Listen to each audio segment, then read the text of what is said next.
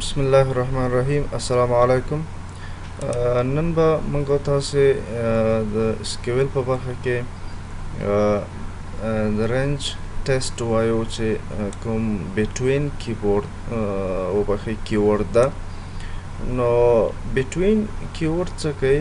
یو مشخص رینج موږ ورته ورکوو. فرض که زه وایم چې یو نه تر لسو پورې کوم کارمندان چې دي هغوی ما ته راوښیي، یا مثلا ورته وایو چې په اول تاریخ نه تر شلم تاریخه پورې څومره کارمندان مقرر شوي دي، استخدام شوي دي، نو هغه موږ ته په مشخص رینج کې وښودل شي. مثلا اول تاریخ نه تر شلم تاریخه دا چې سو دا یو رینج ده، یو نه تر شلو پورې دا یو رینج سو. نو د هغې له خاطره موږ بټوین کیورډ استفاده کوو چې څنګه موږ کولی سو د یو رینج تر مابین څه کومه ډیټا ده هغه موږ ته وښیي. صحیح ده؟ SQL provides a different form of search condition with the range test between. The range test checks whether a data value lies between two specified values. لکه مخکې چې ما درته وویلې چې دوه مشخصه والیو ورکو، د هغې ترمنځ چې څومره هم ډیټا ده هغه موږ ته وښودل سي. نو راځو په عملي بڼه یې ګورو چې څنګه موږ له دې څخه استفاده کولی شو نور هم کلیر شي. راځو SQL سرور ته. موږ کوم ډیټابیس فعلا نه لرو. راځو یو نیو ډیټابیس کریټ کوو. تاسو کولی سئ رایټ کلیک هم دلته وکئ او د کیوري له طریقې هم موږ ویلي وو چې څنګه موږ کولی شو یو ډیټابیس د کیوري په واسطه باندې موږ کریټ کړو.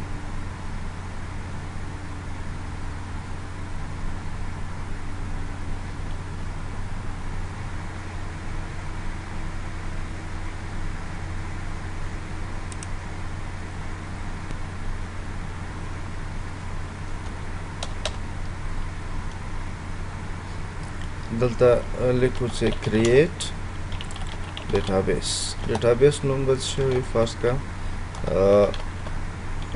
د SQL ټوټوریل فرض که دا د ډیټابیس نوم شو. ایگزیکیوټ ګورو موږ سره کیوري ایگزیکیوټ کیږي، ایگزیکیوټینګ کویری. نو دلته ووایي چې کمانډ کمپلیټډ سکسسفولي، کمپایلیشن ټایم دومره سیکنډو کې تاسو دا ډیټابیس کریټ شو. کیوري چې کله کمپایل شو د هغې ټایمینګ تاسو ته ښیي. صحیح ده؟ راځو ګورو ریفرش کړو دلته چې آیا ډیټابیس جوړ شو او که نه. نو د SQL ټوټوریل په نامه باندې موږ سره دلته ډیټابیس کریټ شو. دې کې هم کوم ټیبل نشته ده. نو راځو یو ټیبل کریټ کوو. دې کې رایټ کلیک کوو، د کیوري په واسطه هم موږ کولی شو او دلته هم موږ کولی شو. زه ورته وایم چې نیو ټیبل. دې کې بعضې آپشنې دي ځکه دا SQL سرور 2019 ده، نو نورو کې ډایرکټ نیو باندې کریټ کېږي، خو دلته بیا زیات آپشنونه دي چې دا بیا وروسته د SQL سرور چې کوم ټوټوریل ده په هغې کې موږ وایو. اوس صرف موږ په SQL کانسپټ باندې بحث کوو. صحیح ده؟ راځو یو ټیبل کریټ کوو، مثلا آی ډي ورکوو. صحیح ده؟ د هغې ډیټا ټایپ انټیجر وي.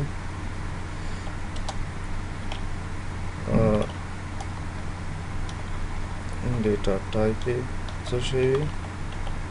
انټیجر وي. صحیح ده؟ او فرض که پروډکټ ده. صحیح ده؟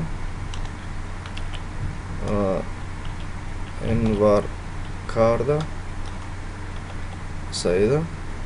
د دې سایز ورته سپیسیفای کوو چې سایز یې څومره ده. مثلا ورته لیکم چې 100. صحیح ده؟ او اماونټ یې څومره ده. صحیح ده؟ انوار کار اماونت باید موږ په ډیسیمل یا انټیجر کې واخلو. زه اوس فعلا انټیجر کې اخلم. بیا موږ لرو آرډر ډیټ ته فرض کړه دا څه شی نیسو ډیټا ټایپ د دې ډیټ نیسو. دې ته پرایمري کې سیټ کوو. صحیح ده.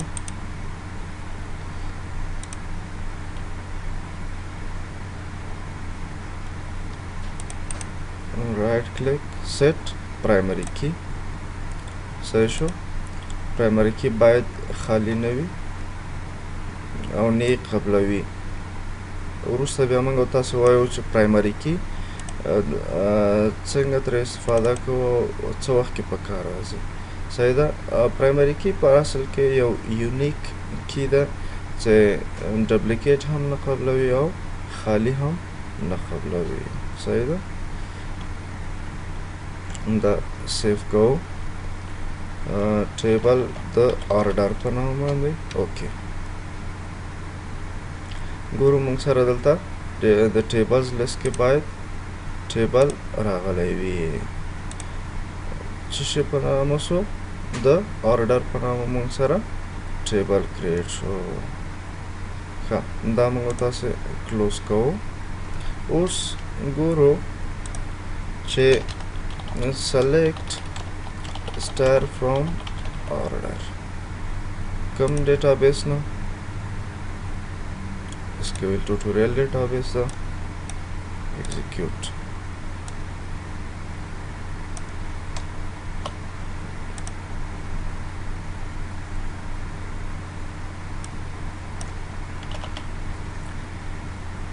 execute incorrect syntax near keyword order. ها وبخښئ دا اصل کې کیورډ ده. زه دا نوم رینیم کوم. فرض کړه ټیبل آرډر ورکوم. یس صحیح ده. اوس که زه چېرته دلته ټیبل آرډر ورکړم نو دا باید قبول کړي. ایگزیکیوټ. نو وروسته بیا موږ وایو چې کیورډ ولې موږ نشو استفاده کولی. صحیح ده. هغه ځکه ریزرو دی صرف د سیسټم له خاطره چې هغه کیورډ دی هغې باندې موږ بعض اپریشن اجرا کوو. اوس دې ټیبل کې موږ سره ډیټا نشته ده نو زه راځم رایټ کلیک کوم. له دې هم تاسو ډیټا انټري کولی شئ او د کیوري په واسطه هم مخکې موږ ویلې چې موږ څنګه کولی شو ډیټا انسرټ کړو په ټیبل کې. پروډکټ نیم فرض کړه شیر ده. amount 200 order date مثلا 2019 2 او 3. صحیح ده. دا یو ډیټ شو موږ سره مثلا ټیبل ده او 300 همدا ډیټ زه کاپی کوم. فرض کرتا ہوں سے نظام. صحیح ده. بل مثلا لپټاپ ده او رینج څو ده 500 او ډیټ څو ده فرض کړه 20. صحیح شو. او یا هم باندې هم چینج کو. بس ښه دا ډیټا شوله موږ سره ټیبل کې. اوس موږ څنګه کولی شو دا ډیټا موږ راواخلو. اول خو دا ډیټا وګورو موږ سره ټیبل کې دا ډیټا راغله. اوس زه وایم هغه ډیټا ماته راخله چې آرډر ډیټ 3 تاریخ نه تر 5 تاریخه پورې وي. سلیکټ کا. صحیح ده. اسټارک from table order. صحیح ده. where چې کله هم order date څه شی وي order date between څو وي 2019 دویم میاشتې دریم تاریخ صحیح ده and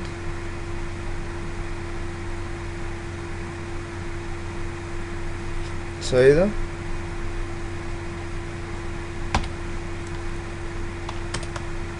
2019 نو دویم میاشتې څویم تاریخه پورې پنځم تاریخه پورې زه هم چې ډیټا وي ماته وښیي اگزیکیوټ دلته موږ سره ډیټا راغله اول موږ وګورو ټوله ډیټا موږ سره څومره ده تر شلم تاریخه پورې ده صحیح ده اوس که زه ورته وایم له پنځم نه تر شلم تاریخه پورې چې کومه ډیټا ما سره موجود ده هغه ماته وښیي صحیح ده چې خو دلته بیا د میاشتې هم فرق کوي چې دې کې دریمه میاشت ده